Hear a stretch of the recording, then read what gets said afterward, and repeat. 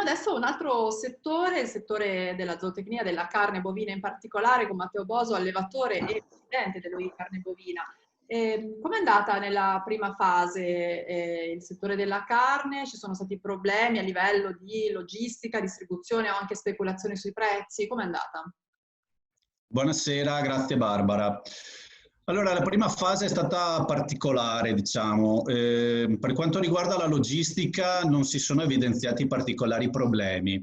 Ha funzionato tutto abbastanza bene, avevamo l'approvvigionamento delle materie prime, i trasporti erano attivi, quindi non abbiamo avuto problemi da quel punto di vista. Solo qualche settimana c'è stata di problemi di approvvigionamento dei vitelli dalla Francia, che come ben sapete noi ci approvvigioniamo soprattutto in Francia, perché nelle aziende agricole francesi avevano un po' di paura a far entrare i trasportatori, i mediatori delle cooperative all'interno delle proprie aziende e quindi non erano disposti a vendere la loro merce, però questo è durato per poco tempo.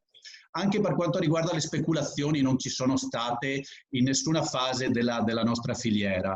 Per quanto riguarda invece la distribuzione, sicuramente è andata in difficoltà la vendita, tutta quella che era indirizzata, come abbiamo detto già precedentemente, al settore Horeca, anche se voglio sottolineare che per quanto riguarda la carne bovina, molta parte della ristorazione si rifornisce con carne dall'estero, però nel settore Horeca abbiamo tutto quello che è il food service, le mense, quindi è molto, molto ampio e ha pesato soprattutto sulla carne bianca, sulla carne di vitello.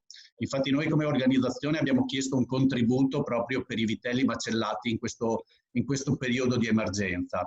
La distribuzione, soprattutto per quanto riguarda i punti vendita, quindi punti vendita all'interno dei supermercati, i piccoli negozi, le macellerie, sono state in una prima fase prese d'assalto perché c'era questa corsa a fare l'approvvigionamento di materie prime, di cibo, però si sono anche adeguati, anche se erano veramente sotto pressione, a dei sistemi diversi, quindi penso alla vendita a porta, quindi la vendita a domicilio, la vendita su prenotazione, si è attivato l'e-commerce che comunque nel nostro settore era abbastanza fermo. Speriamo che questi punti siano a nostro favore anche in futuro, anche nel post-emergenza.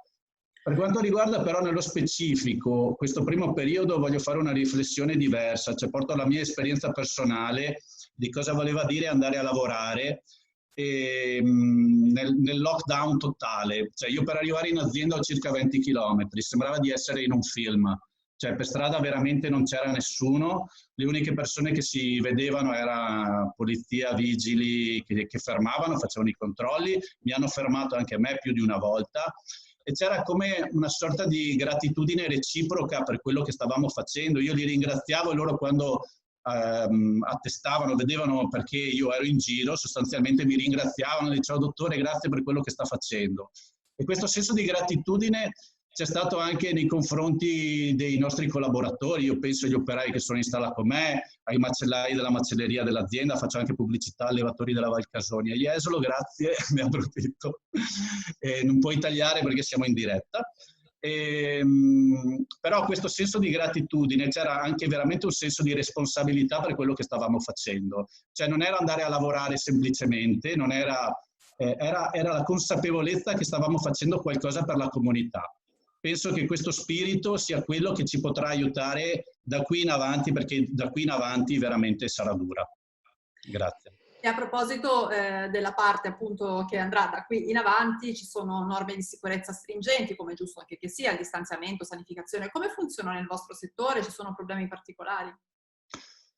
No, non ci sono problemi particolari in quanto in tutta la filiera, quindi a partire dall'allevamento alla macellazione, alla trasformazione e al confezionamento nei punti vendita, abbiamo già degli standard di sicurezza sanitaria, biologica, di biosicurezza molto elevati. Quindi per noi è abbastanza normale nei macelli, nei laboratori, utilizzare la mascherina, i guanti, il cappellino. Quindi, tra l'altro con degli standard veramente molto elevati, si fanno i controlli. Sottolineo che i controlli ai nostri alimenti sono stati fatti, questo vale per tutta la filiera agroalimentare, non solo per il bovino, sono stati fatti regolarmente. A me in azienda in piena emergenza sono venuti a fare dei controlli, i tamponi nei macelli sono sempre stati fatti per portare un alimento che sia sicuro nelle tavole degli italiani.